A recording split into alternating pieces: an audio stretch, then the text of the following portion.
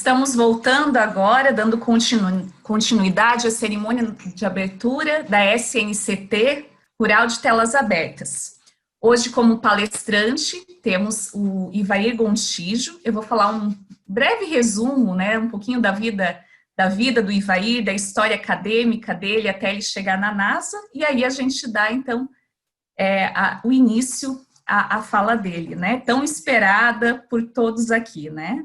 O Ivair, ele nasceu em Moema, no interior de Minas Gerais, filho de uma família numerosa, viu na televisão pela primeira vez em 1969, durante a transmissão da chegada do homem à Lua. Este fato marcaria sua vida e serviria de inspiração ao longo de toda a sua carreira. Depois de se formar num colégio agrícola, foi trabalhar na fazenda Água Branca, que ficava a 100 quilômetros da cidade mais próxima e não tinha luz elétrica. Viveu alguns anos isolados como um astronauta no espaço. A despeito do ceticismo dos colegas da fazenda, pediu demissão e se matriculou num cursinho pré-vestibular. Queria estudar física na UFMG, a Universidade Federal de Minas Gerais. Passou, se formou e logo entrou para o mestrado em óptica, na mesma instituição. A partir daí, construiu uma promissora carreira acadêmica. Fez o doutorado em optoeletrônica no Departamento de Engenharia Elétrica da Universidade de Glasgow, na Escócia, e 2 pós-docs, um na Universidade de Howard-Watt, em Edimburgo, e o outro na Universidade de Califórnia, em Los Angeles. É com muito prazer que temos hoje a palestra de Ivair Gontijo, abrilhantando a nossa tarde de sábado e dando início à nossa bela Semana Nacional de Ciência e Tecnologia. Obrigada, Ivair. Pode começar. Ok, boa tarde, pessoal. Tudo bem? Então, vou falar para vocês sobre as missões que a gente faz para Marte e quais são os próximos passos na exploração de Marte que a gente antevê e que a gente está fazendo no momento. Então, isso é uma apresentação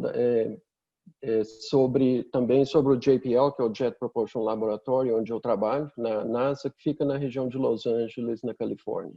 Isso aqui são os prédios. Isso aqui é o JPL, que é a parte da NASA em Los Angeles. Então, a gente sempre coloca essas informações, que qualquer opinião que eu dê aqui são opiniões pessoais e não representam o JPL ou o Caltech ou a NASA.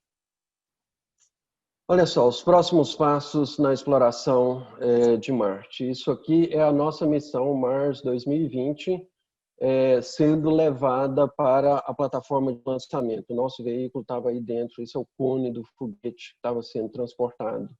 Lá, isso aí já lá na Flórida, sendo transportado para a plataforma de lançamento. O que é a NASA, né? Tem muitas pessoas que nem têm uma visão clara de onde fica a NASA nos Estados Unidos. Na verdade, a NASA fica distribuída no país inteiro. Ela tem 10 centros, né, de pesquisa e desenvolvimento espalhados em vários lugares. O centro da NASA mesmo, a sede da NASA, fica em Washington. E na Califórnia, olha, tem 3 centros da NASA. E eu trabalho nesse, que é o JPL, que fica na região de Los Angeles. Tem também o povo, né, no Texas, lá em Houston, tem o Alabama, tem a Flórida, que é onde a maioria dos lançamentos acontecem daqui, do Kennedy Space Center, na Flórida. Olha só, isso aqui é um mapa de Marte, do planeta Marte, com as 7 missões bem-sucedidas da NASA para o planeta Marte. Em 1997 teve o Pathfinder. Em 2004 foram 2, o Opportunity e o Spirit. Aliás, antes eu devia ter começado com 76, né? Em 76 foram as Vikings 1 e a Viking 2. Em 97, quase 20 anos depois, o Pathfinder. Depois, em 2004, Opportunity e o Spirit. Em 2008 foi o Phoenix, que foi para a região do Polo Norte de Marte, uma região muito fria, muito desafiador mandar uma espaçonave para um local desse. Então, isso foi em 2008. Em 2012 chegou o Curiosity em Marte, também uma missão espetacular. e a nossa próxima missão, que é o Perseverance, que está a caminho de Marte no momento, literalmente. E com certeza será a próxima missão bem-sucedida. Olha só, então existe esse plano que a gente chama de MSR, ou Mars Sample Return, que é trazer amostras do planeta Marte para a Terra, para a gente fazer estudos aqui na Terra. A ideia é que a primeira missão seria essa Mars 2020, que é um coletor de amostras. Então a ideia é sair da Terra com um veículo, ir para o planeta Marte, coletar amostras de material orgânico genuinamente marciano, e essas amostras serão deixadas lá na superfície do planeta. Então essa é a primeira missão. Uma segunda possível missão sairia da Terra com um pequeno veículo, um pequeno foguete, e a ideia é descer no planeta Marte, coletar aquelas amostras que a missão anterior deixou lá, colocar essas amostras num foguete que vai ser disparado para a órbita marciana. Uma terceira possível missão, então, coletaria as amostras da órbita marciana e traria de volta para a Terra. Por que a gente quer trazer amostras marcianas para a Terra? Olha, hoje em dia a gente tem técnicas de física, de química, de biologia molecular extremamente avançadas, mas essas técnicas, em geral, enchem um laboratório inteiro, ou às vezes um edifício inteiro. Então não é possível levar tudo isso para Marte. Por isso a gente quer escolher a melhor tecnologia que a gente pode criar no momento, a gente quer escolher as melhores amostras do planeta Marte para a gente trazer para a Terra e fazer os estudos aqui. Então olha só, isso aqui é o veículo Perseverance, praticamente pronto para ser levado para a Flórida para o lançamento. A gente vê aqui o escudo frontal de calor, que protege o veículo na entrada da atmosfera. O veículo está aqui dentro, dobrado. Isso aqui são as rodas do veículo, e essa coisa branca aqui é o veículo. O escudo posterior, que tem um paraquedas, e o estágio de cruzeiro, que gera energia solar, que usa energia solar para gerar energia elétrica durante a viagem para Marte. O veículo mesmo, o Mars 2020 Perseverance, é um veículo muito parecido com o Curiosity, mas com várias diferenças também. Os instrumentos são todos novos, são todos diferentes. Ele tem 23 câmeras para coleta de imagens em Marte. Então aqui são vários dos instrumentos. Por exemplo, tem 2 instrumentos que vai nesse braço mecânico e tem uma broca que vai coletar as amostras. Aqui alguns detalhes dos instrumentos que é interessante ver, porque, por exemplo, o instrumento que vai no mastro, né, como se fosse a cabeça do veículo, ele é construído por uma colaboração internacional. Essa parte foi feita na França, em Toulouse, na França. Essa parte ela é conectada, e esse instrumento chama-se SuperCam. Essa parte é conectada por cabos elétricos e por fibra óptica a uma outra parte que tem espectrômetros, que fica dentro do corpo do veículo. E isso, então, foi feito no laboratório de Los Alamos, no Novo México, no estado do Novo México, aqui nos Estados Unidos. E uma terceira parte, que são alvos de calibração, que ficam montados aqui atrás. Esse é um instrumento com laser, então a gente pode, de vez em quando, virar o mastro para trás e disparar contra esses alvos de calibração. Isso aqui são peças, são 31 pequenas peças de minerais terrestres, então a gente vai usar esses minerais para recalibrar o instrumento de vez em quando lá no planeta Marte. Isso foi organizado por a Universidade Valladolid, na Espanha. Tem também, olha, um outro instrumento, que é um radar que vai penetrar o solo para estudar abaixo da superfície. Isso é feito por um grupo da Noruega, então é norueguês. E tem toda uma estação meteorológica com vários detetores em vários lugares, feito também na Espanha, esse instrumento chama NIDA. Ele vai medir ventos em Marte, umidade do ar, temperatura no solo, temperatura da atmosfera, e fazer vários outros tipos de medidas, pressão atmosférica e várias outras coisas. Tem um instrumento que chama Sherlock, que fica na ponta daquele braço mecânico. Um outro instrumento também muito interessante é o MOXIE. MOXIE vai ser uma demonstração tecnológica e a ideia desse instrumento é a gente vai, pela primeira vez, produzir oxigênio no planeta Marte. Então, a ideia é coletar o CO2, o gás carbônico marciano, e ele vai ser quebrado dentro desse instrumento e produzir oxigênio. Então, é uma, de certa forma, preparando o caminho para os humanos um dia terem o que respirar lá no planeta Marte. Então, olha, isso aqui é um desenho mais técnico, né, do veículo, mostrando vários detalhes dele. E nesse desenho dá, inclusive, para ver aqui do lado, isso mudou, mas né, quando esse desenho foi feito, tinha esse pequeno helicóptero aqui que estava sendo montado. Isso aqui são as pás, né, do helicóptero. Ele estava montado do lado. Ele acabou, no final, sendo montado embaixo da barriga do veículo aqui. Mas então teremos também um pequeno drone, um pequeno helicóptero que vai voar lá no planeta Marte. Pela primeira vez, vamos voar com um dispositivo terrestre no outro planeta. E depois de tudo pronto, que o veículo já estava na Flórida, fizeram essa pequena plaquinha em homenagem aos profissionais da saúde. Quem sabe, né, daqui a alguns séculos, as pessoas no futuro vão descobrir esse veículo lá e vão se perguntar por que tinha a cobrinha, o símbolo da medicina, suportando o planeta Terra durante o lançamento do nosso veículo para Marte. Então, isso é uma alusão à pandemia que estamos vivendo no momento. Deixa eu rodar aqui.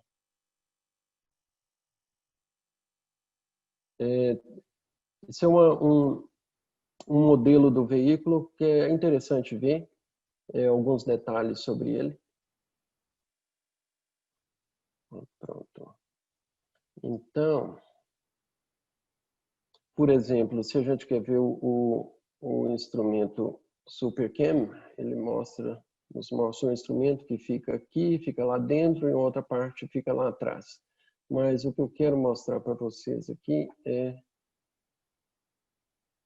Ups.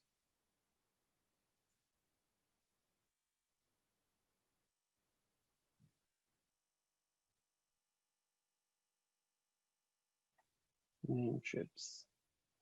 Olha, quando esse projeto estava sendo organizado, a NASA colocou no website lá que quem quisesse podia mandar o seu nome para Marte. E você entrava o nome lá no website da NASA e todos os nomes que foram colocados lá foram escritos em 3 pequenos chipzinhos que estão montados aqui. Então, se você colocou o seu nome, se você é uma das 10.932.295 pessoas que colocaram os nomes, os nomes estão realmente indo para Marte, montados aqui nessa parte do veículo. Aqui atrás também tem um sistema de retrorefletores que vai ser usado no futuro para usar satélites que estão em órbita de Marte, disparar raio laser contra o veículo e fazer medidas a partir desses retrorefletores. Como eu era o engenheiro responsável pelo instrumento SuperCam, que está montado lá no mastro, e às vezes a gente vai virar ele para trás, eu insisti que isso fosse montado de forma que a gente não consegue ver esses retrorefletores lá do instrumento SuperCam, para que isso nunca seja possível de luz daqui atingir o instrumento lá na frente e causar dano. Então, esse é um modelo bacana que está na internet, está de graça, por exemplo. Isso aqui é a antena de alto ganho que é possível comunicar com a Terra diretamente através dessa antena, se for necessário. Em geral, o veículo comunica com a Terra a partir de uma outra antena. Isso aqui é a antena UHF e ela transmite para um satélite em órbita de Marte e o satélite transmite para a Terra. Aí aquela plaquinha, ela foi montada aqui, ó, aquela plaquinha sobre a pandemia. Então, ela foi montada nessa região que existiam já alguns buracos, né, com roscas feitas que tinham sido usadas durante a montagem do veículo, então fizeram a plaquinha, ela foi montada aqui do lado. Então, isso são alguns detalhes sobre o veículo. Aquele instrumento SuperCam, que eu fui o engenheiro responsável por todas as interfaces entre esse instrumento e o veículo. Ou seja, garantir que ia ter o espaço, né, para o instrumento ser montado no veículo, que as montagens, tudo ia dar certo, os parafusos, o tipo de parafuso, onde as coisas iam ser montadas, e também a energia elétrica, né, necessária para esse instrumento funcionar. O software do instrumento tem que funcionar junto com o software do veículo e 1 milhão de outros detalhes. Então, eu fui responsável por todas as interfaces entre este instrumento e o veículo. Esse instrumento tem um laser de alta potência que produz ou luz infravermelho ou luz verde, e ele dispara pulsos de laser nas rochas marcianas, coleta, quando o laser bate na rocha, a rocha explode e produz um plasma. Então a gente capta a luz de volta para dentro do instrumento, ela entra por uma fibra óptica, parte dela vai para uma câmera, que a gente tira fotos, vai para um espectrômetro infravermelho, ou então entra numa fibra óptica e vai para a parte feita em Los Alamos, que está dentro do corpo do veículo, onde tem os espectrômetros. Então a gente faz medidas de espectroscopia. Então isso aqui são alguns detalhes, né, da parte dos franceses, a parte feita em Los Alamos e a parte da Espanha. São alguns detalhes ópticos do projeto óptico do instrumento, eu não vou entrar nesses detalhes no momento. Mais alguns detalhes do instrumento SuperCam. Então, olha, o veículo foi lançado para Marte no dia 30 de julho. Então, saiu do planeta Terra. A gente não lança, olha, diretamente da Terra para Marte. No dia do lançamento, a Terra estava nessa posição, Marte nessa posição. A gente não lança da Terra para Marte. A gente lança o veículo numa trajetória em que ele vai lentamente se afastando da Terra até que ele vai tocar a órbita de Marte. E é claro, Marte está se movendo, a Terra também. No dia da chegada em Marte, a Terra já está do outro lado do Sistema Solar, olha só.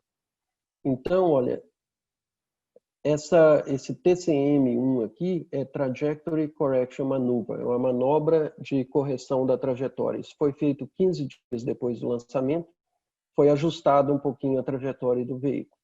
E a segunda, 60 dias. Então, 30 de julho, 30 de agosto, 30 de setembro. Há 2 semanas atrás foi feita a segunda correção.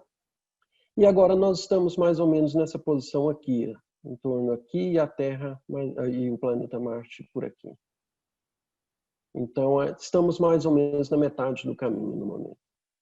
Olha só, isso foi onde o veículo foi montado, foi integrado, né? Que todas as partes que vieram de outros grupos foram montadas dentro dessa sala. Essa é uma sala enorme, tem 18 pessoas aí dentro, e a sala é tão grande que a gente parece que a sala está quase vazia. Mas aqui está o estágio de cruzeiro, aqui está o estágio de descida, aqui está o veículo, e essas janelas ficam salas de controle que a gente às vezes trabalha do lado de lá, do outro lado dessas janelas. E aqui tem uma galeria onde eu trouxe vários visitantes, e a gente sempre trazia visitantes para verem o trabalho que estava acontecendo dentro dessa sala. Olha só, isso aqui é dentro do veículo, para ter uma ideia de quanto é cheio lá dentro. Então, dentro do corpo do veículo, tem uma quantidade enorme de instrumentos e detalhes e cabos. Tem uma quantidade enorme aí de conexões entre as coisas. E isso aqui é a parte do instrumento SuperCam que fica dentro do corpo do veículo. Então, isso aqui é a parte do instrumento em que eu trabalhei. Então, olha, como é que nós preparamos esse veículo para ele ir para a Flórida e de lá para ser lançado?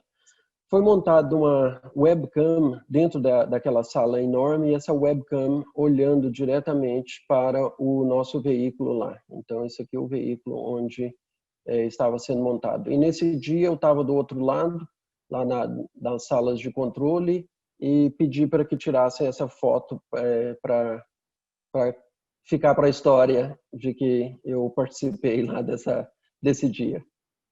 Então, nós vamos ver um vídeo agora do processo todo do veículo sendo montado lá na sala do JPL, aqui na Califórnia, indo para a Flórida, e depois indo para a Flórida. Então, vamos ver esse vídeo agora.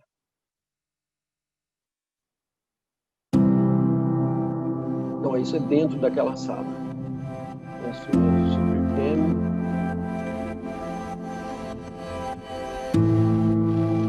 Vai ser a última vez em que ele foi dobrado todo.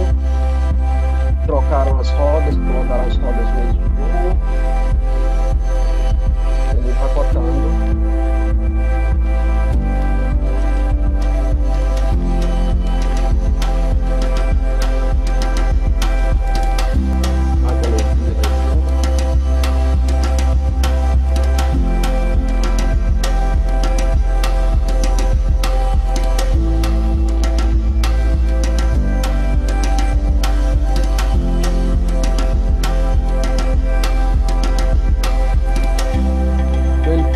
Caminhão até essa base aérea que fica no deserto, na Califórnia, e lá ele foi embarcado nesse avião cargueiro.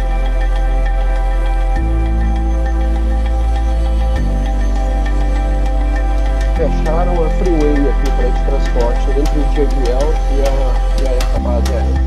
Esse é dentro do avião. Essa é a saída da Califórnia. E a chegada.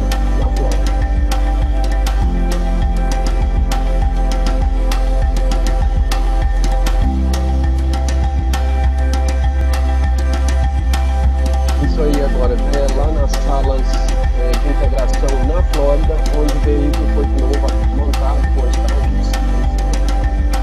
E está sendo então montado agora para ser montado aqui. Está tudo montado dentro do escoador dele e ficou único. Então está aqui os mais de cozinha do nosso veículo.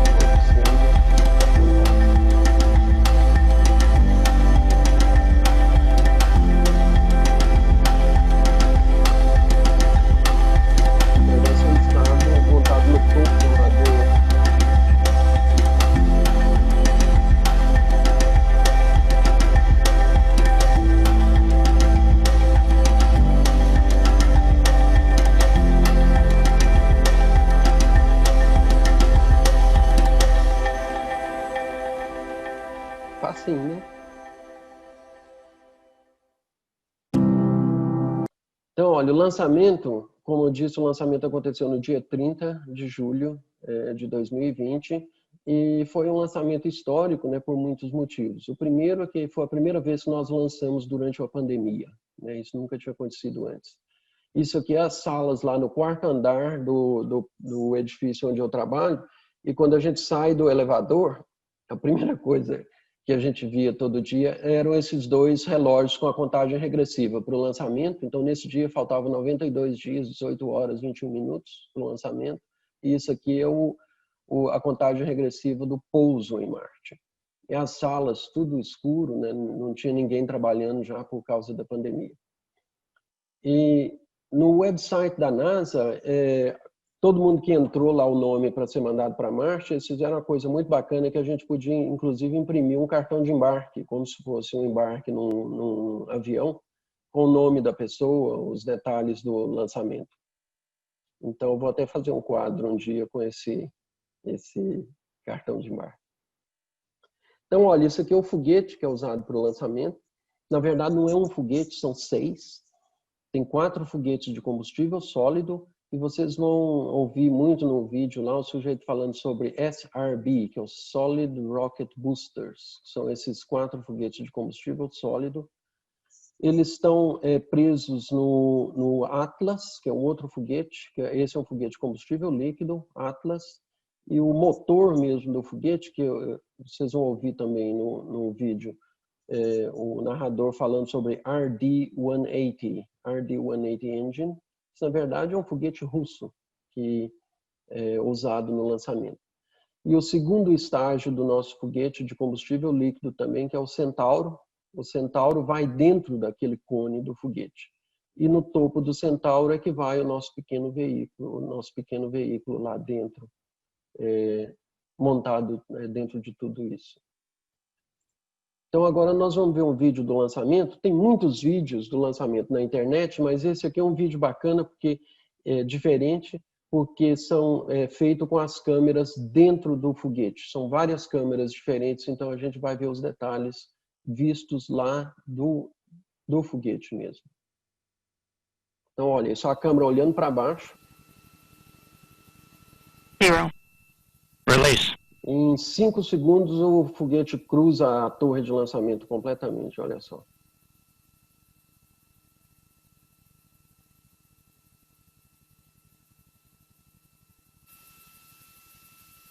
And Atlas TU has gone to closed loop control.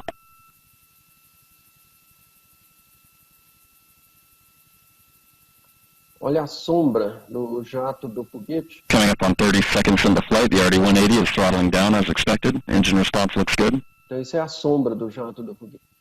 And Mach 1, Atlas 5 Olha is now só, já está supersonic. supersônico. Em 35 segundos depois do lançamento, ele já está em velocidade supersônica. E a Flórida está ficando para trás, né?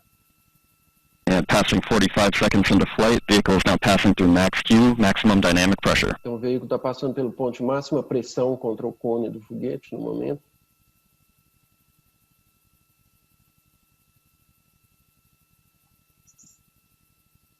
Fiquem de olho no que vai aparecer nesse canto aqui. And passing 1 minute into flight, the RD-180 is throttling back up as expected. Engine response looks good. At this time in flight, the SOB chamber pressures remain nominal. The RD-180 pump speed and fuel injector pressures are responding well to demands on the engine. Standing by for SOB burnout shortly. Olha só, a borda do planeta lá já aparecendo.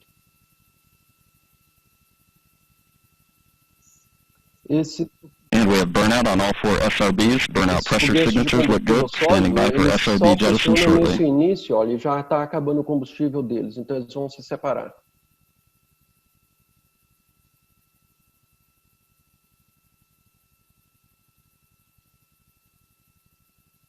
Separou os 2 pares. And we have good indication of SRB jettison of all 4 SRBs.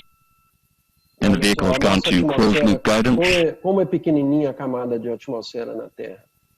Vehicle body rates are responding normally at this time. Vou adiantar um pouco. Daqui a pouco o cone do foguete vai se abrir.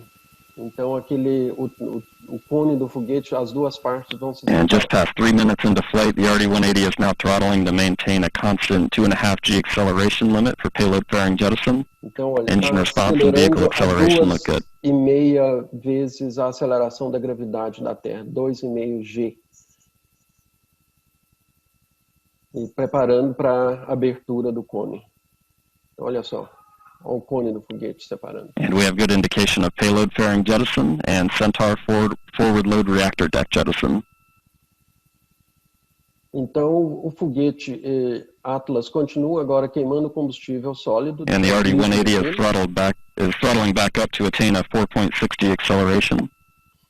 Engine response continues to look good. Vai chegar um ponto onde acaba todo o combustível líquido do Atlas e aí ele também vai se separar. Então aí o Centauro aí... And Centaur has begun the boost phase chill down sequence to thermally condition the RL-10 for operation. Então o Centauro já está começando RL-10 operating parameters. Se preparar para funcionar.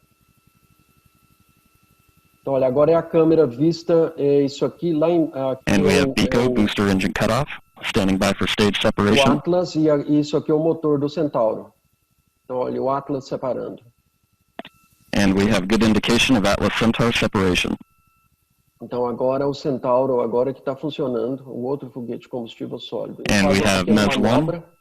RL-10 operating parameters look good. Olha só, Chamber pressures are os stable. movimentos do motor do foguete que controla a trajetória de saída da Terra. This will be the first of 2 burns for today's mission. This first burn will be approximately 7 minutes in length. Então ele vai ficar funcionando por 7 minutos. E eu vou adiantar, a gente vai ver só a parte final, porque nós não vamos ficar vendo agora só os 7 minutos aqui, nós vamos ver a parte final.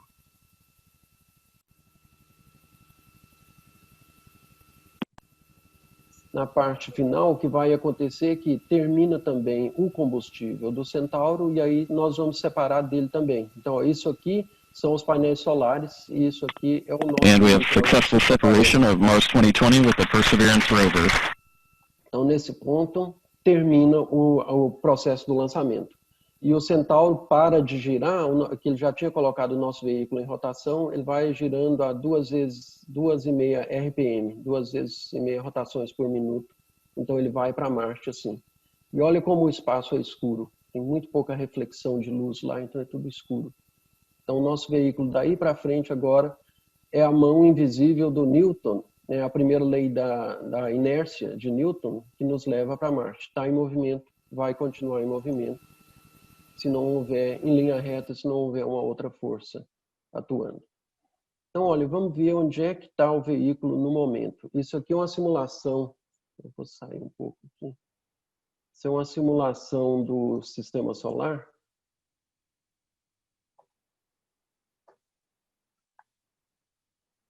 Eu acho que é melhor voltar para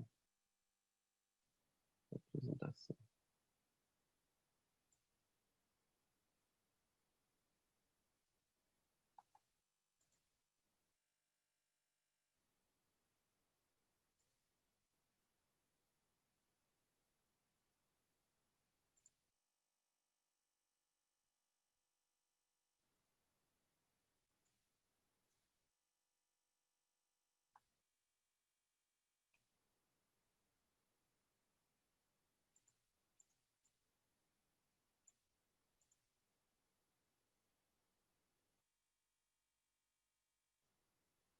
Mudando a data aqui, porque senão ele ia mostrar a data de agosto.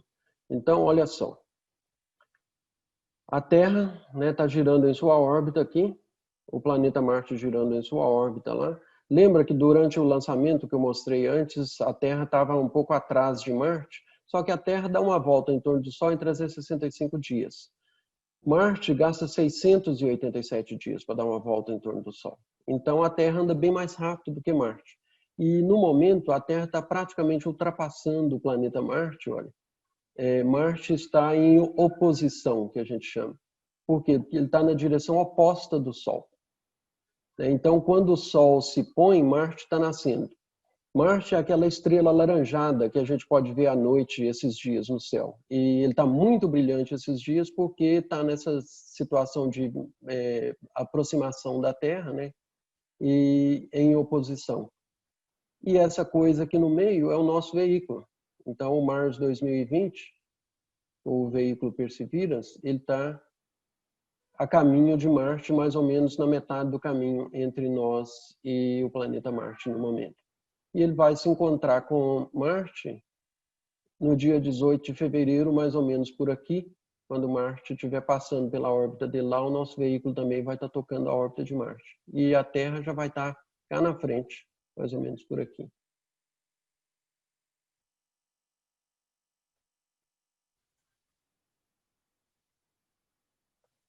Onde é que nós vamos pousar em Marte? Nós vamos para um local diferente, né? O Curiosity pousou dentro da cratera Gale, no planeta Marte. Nós vamos para uma outra cratera, que é um lugar muito interessante. Porque, olha só, essa é uma foto feita da órbita marciana, com cor falsa, as cores não são assim, né? Mas para essas coisas só para realçar certos detalhes. A cratera é muito interessante, porque, olha só, houve um rio que correu para dentro dessa cratera. Essa cratera já foi cheia de água, esse rio corria para dentro. Olha, tem até o delta do rio, que foi acumulando sedimentos. O rio ele ficava mais largo, próximo da cratera. Parece que tem até alguns detalhes aqui, onde ele mudou de curso algumas vezes e depositou todo esse sedimento. Nós queremos descer em algum lugar dentro dessa elipse de pouso. Nós vamos descer por aqui e investigar essas rochas sedimentares formadas por esse rio que depositou esses sedimentos no fundo dessa cratera há bilhões de anos atrás. E essa cratera tinha também uma saída. Olha só, tinha um outro rio que tirava a água da cratera.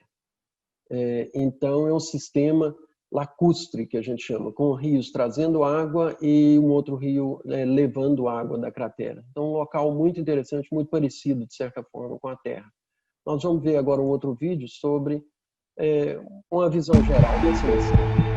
You know, Mars is the closest place that we can reach with robotic exploration that we think had a really good chance of having ancient life. Perseverance rover will land at a location called Jezero Crater. Jezero Crater is a very interesting place. It's a crater that once held a lake. There are a lot of craters on the surface of Mars that could have once hosted ancient lakes, but not every crater that we think had a lake actually preserves evidence that that lake was there. It had an inflow channel and it had an outflow channel. That means it was filled, the crater was filled with water. In Jezero, we have probably one of the most beautifully preserved delta deposits on Mars in that crater. This is a wonderful place to live for microorganisms, and it is also a wonderful place for those microorganisms to be preserved so that we can find them now so many billions of years later. There is no other place on Mars that has the unique combination of a lake setting, a beautifully preserved delta, and the diverse mineralogy that we have in Jezero Crater. So it's truly a special landing site. The major goal of the Perseverance mission is to investigate astrobiology on Mars, and in particular, to address the question of whether life ever existed on Mars. The Perseverance rover starts with a design that's very similar to Curiosity, but we've added to it a whole new set of science instruments. And these science instruments were purposefully selected to help us in the search for biosignatures. We're going to be taking microphones with us. For the first time, we're going to have that human sense on another planet. Perseverance carries with her a grand experiment in spacefaring technology, a helicopter, the name of which is now Ingenuity. One of the major upgrades that Perseverance has from Curiosity is that it's able to self-drive for a distance of up to 200 meters per day. As the rover is driving, it's literally building the map of the road it's driving on Mars. Scientists for years have told us that to really unlock the secrets of Mars, we have to bring samples from Mars back to Earth. So what Mars 2020 is going to do is to drill samples, put them in small tubes, we're going to seal it in its own individual tube. We set them on the surface to provide a target for the second two missions, which hopefully will get in development in the next several years and could potentially get the samples back to Earth by 2031. Perseverance is a very, very profound first step in both our understanding of our place in the universe and a stepping stone towards human exploration on Mars.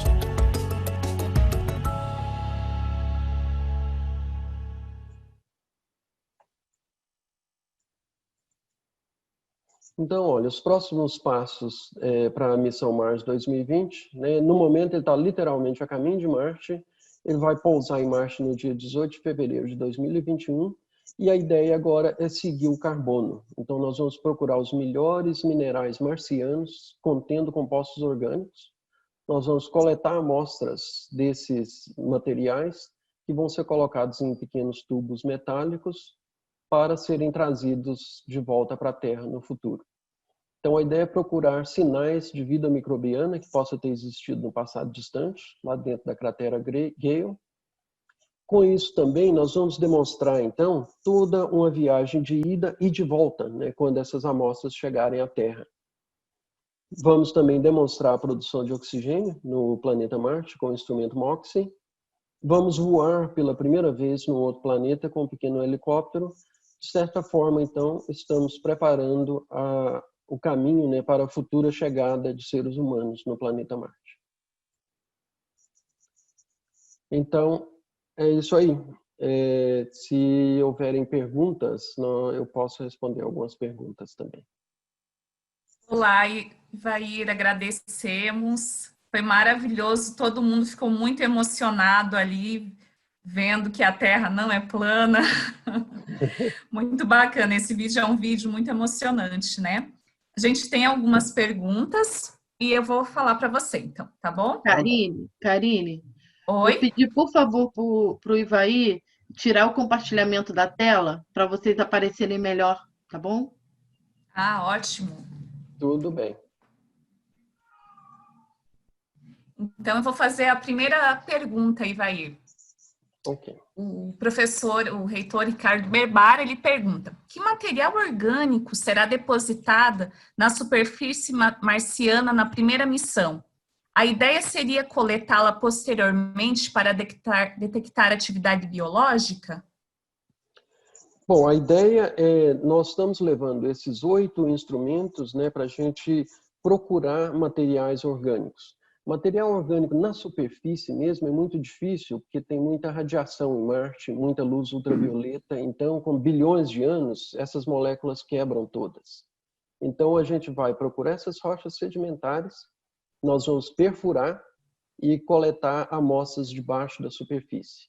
Vamos fazer análises e quando a gente tiver certeza que tem material orgânico lá, tem carbono, então essas amostras a gente vai colocar nesses tubos para a gente deixar na superfície para ser trazida para uma missão futura.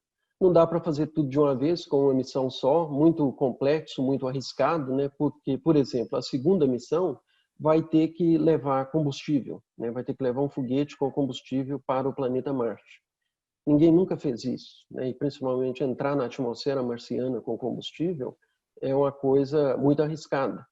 Então, para desacoplar esses riscos, a primeira missão só procura as amostras, coleta as amostras e deixa na superfície. A segunda missão, que é mais arriscada, então vai coletar as amostras para colocar no foguete para lançar para a órbita. Se tudo isso der certo, a terceira missão é a mais fácil, é a mais simples, que é coletar da órbita marciana e trazer para a Terra. Então, não é que a gente está procurando atividade biológica no momento, a gente está procurando mesmo os materiais orgânicos. Ótimo, Ivaí. Yasmin Oliveira pergunta: ao recolher as amostras de Marte, tem algum risco de bactérias ou vírus que existem no planeta vermelho virem à Terra e contaminar os habitantes? Não, porque o processo todo é extremamente complicado. Vocês não imaginam o trabalho que deu desenvolver esse sistema de coleta de amostras. As amostras, quando forem coletadas em Marte, elas vão ser colocadas nesses tubinhos de metal e isso vai ser selado hermeticamente, de forma que não tem nenhuma comunicação do lado de dentro com o lado de fora.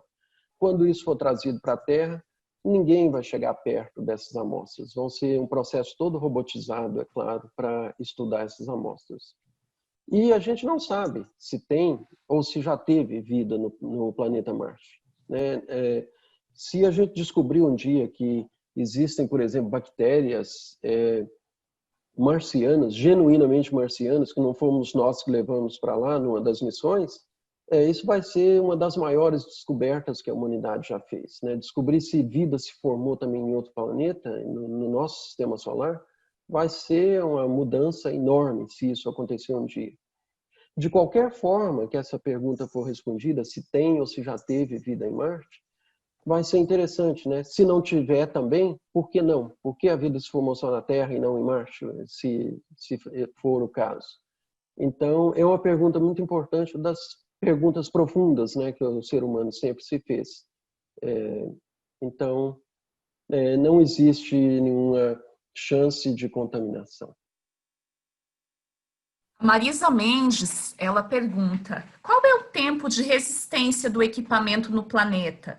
Ou seja, está previsto algum dano causado pelos gases? Olha, a missão principal, que a gente chama, a missão principal é para durar um ano marciano. Então, 687 dias. Mas é claro, né, se o veículo continuar funcionando, essa missão com certeza será estendida por mais e mais tempo. Por exemplo, o veículo Curiosity, ele chegou em Marte no dia 6 de agosto de 2012. E era para ele também ter uma missão de um ano marciano. E ele continua funcionando até hoje. Então, ele tem problemas com as rodas, tem buracos nas rodas de alumínio dele, que as rochas marcianas fizeram vários buracos nas rodas, mas ele continua se movendo e subindo numa montanha que tem no centro da cratera Gale, onde ele desceu. Então, a gente não sabe quanto tempo vai durar a missão, esperamos que seja por muitos anos. Ótimo. A Daniele Sena, sabe-se que temos diversos objetos naturais e artificiais em movimento ao redor da Terra e no universo. Como a NASA faz para calcular o trajeto evitando as colisões? O espaço é um lugar muito grande. O espaço próximo da Terra, que é onde tem alguns objetos, né, que foram restos de foguetes lançados, ou os que estão presos na gravidade da Terra, ou então em torno na gravidade do Sol, que não estão mais ligados à Terra, mas presos à gravidade do Sol, se movendo pelo sistema solar. As chances são muito pequenas, na verdade, de haver uma colisão. Os objetos maiores que são conhecidos, eles são rastreados, né? É sabido a posição e a velocidade deles. Então, as chances são pequenas. Por exemplo, missões que vão para além do planeta Marte, que vão para Júpiter ou Saturno, elas têm que passar pelo cinturão de asteroides que tem entre Marte e Júpiter, que é muito mais denso do que os objetos que tem próximo da Terra. E mesmo assim nunca houve nenhuma colisão. Então, o espaço é um local muito grande. O Anderson Pontes, ele pergunta se há uma preocupação com o lixo espacial.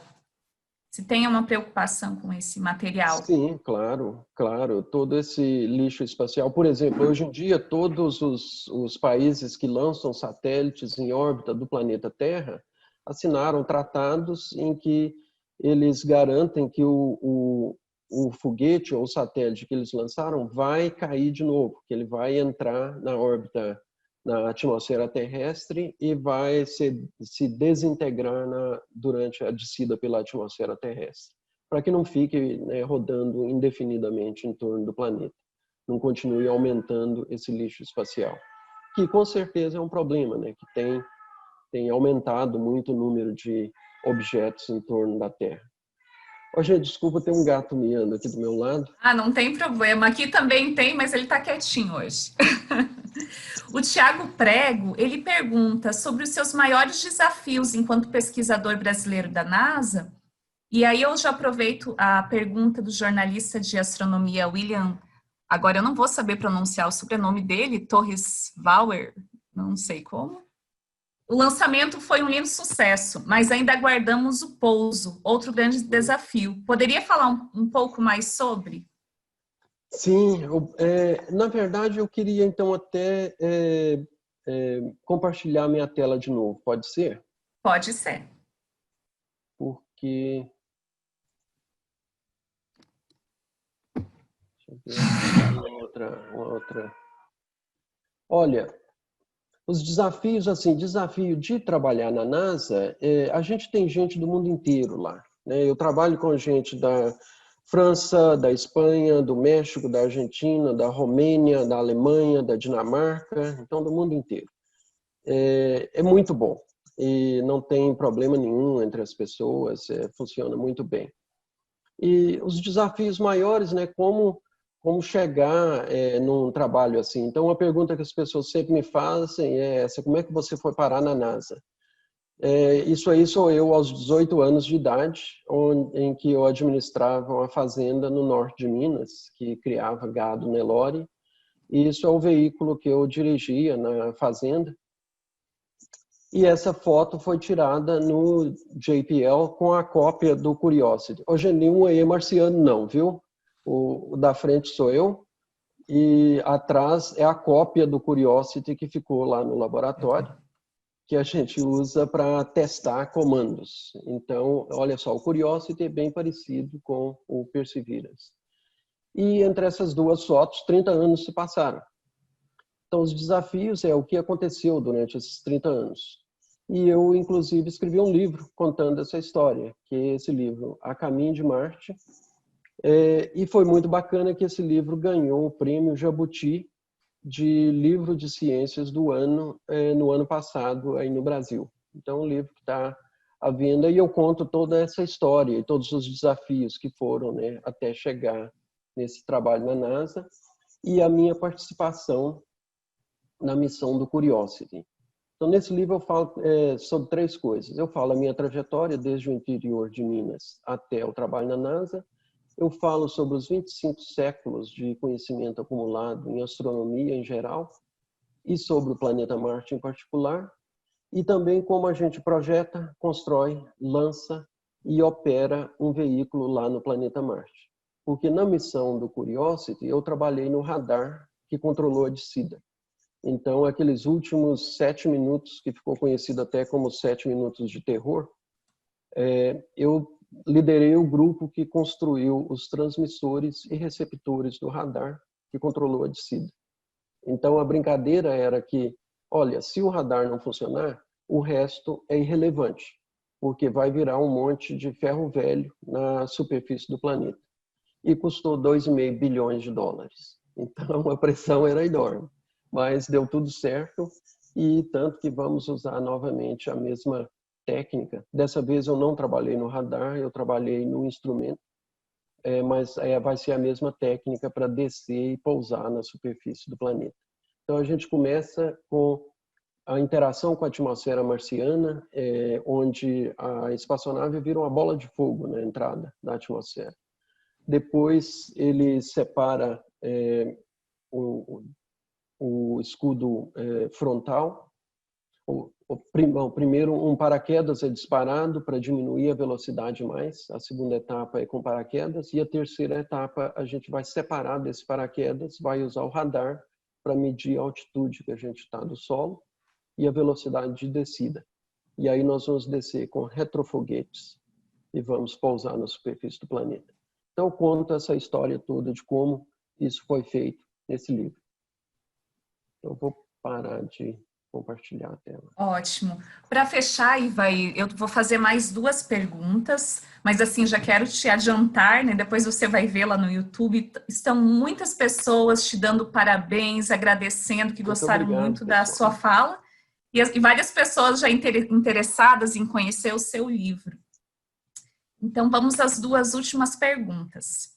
A Olga Gomes, ela quer saber se serão datados, né, esses sedimentos e se você sabe a profundidade, né, da coleta. Datação, essa é uma pergunta complexa. Datação de objetos, de material em Marte é muito mais complexo do que na Terra. Não sei se isso vai ser possível com a precisão que a gente tem na Terra. Mas a gente já sabe que aquela cratera se formou há mais ou menos 3,5 bilhões de anos atrás. Então, a gente já tem assim, ideias gerais de quando existia água lá. Isso é assim no início mesmo da formação da vida na Terra, naquela época em que a vida estava se formando na Terra, Marte também tinha água e aquela cratera estava cheia, era um lago. Então, a gente sabe em termos gerais. A outra pergunta que ela fez? Aí é a profundidade. A profundidade. A profundidade é pequena, são poucos centímetros, acho que são entre 5 e 10 centímetros só. A broca não penetra muito, não. Mas um pouquinho só abaixo da superfície já é o suficiente, que está protegido, né, dos raios ultravioletas e de radiação em Marte. Então a gente quer ir um pouquinho só abaixo da superfície, só para garantir que a gente está pegando material que não foi danificado por luz ultravioleta. A Sami Mika, ela parabeniza a apresentação e a organização do evento, e ela pergunta, minha dúvida é se existe a expectativa de encontrar novos desconhecidos elementos nas rochas marcianas. Elementos químicos, não, porque o planeta Marte se formou da mesma nuvem de gás e poeira que formou o Sol e todos os planetas. Então, é muito bacana, por exemplo, esse instrumento SuperChem, ele vai detectar os elementos químicos. E existe uma versão bem simplificada, muito mais simples dele no Curiosity, e a gente vê, assim, todo dia os resultados que chegam de Marte alumínio, silício, manganês, boro, então são os elementos químicos que existem na Terra mesmo. Então a gente já sabe, como esses elementos se combinam e formam minerais, Isso é uma coisa que o SuperChem e o Perseverance vai descobrir. Porque com o Curiosity não dá para saber isso. Dá para saber só os elementos químicos, mas não os minerais. Certos minerais são muito melhores do que outros para guardar material orgânico dentro deles. Então, por isso que a gente quer descobrir não só a química, não só os elementos químicos, mas a mineralogia também. Porque certos minerais são mais interessantes para a gente trazer de volta para a Terra. Muito obrigada, Ivaí. Foi maravilhoso a gente poder ter essa tarde juntos, né? E a gente, então, vai encerrar, né, as nossas atividades.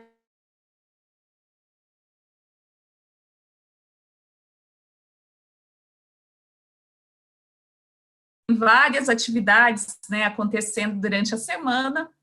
E a gente espera, né, poder ter a companhia de todos aí durante a semana, né? E o encerramento será sexta-feira, às 16 horas, né, que a gente vai ter aí uma palestra belíssima da professora da Fiocruz, falando sobre ciência, sobre mulheres na ciência, né, muito importante a ser discutido nesse momento. Então, eu desejo a todos uma boa tarde. Você, Ivaí, quer dar as suas palavras finais? Sim, eu só quero agradecer todo mundo, tudo de bom para todos, um bom fim de semana para todos aí no Brasil. Obrigada, Ivaí. Então, desejamos todos, agradecemos a composição da mesa, as intérpretes, né, a todos os ouvintes aí. Um bom final de semana a todos. Nos vemos amanhã. Até mais. Tchau. Tchau.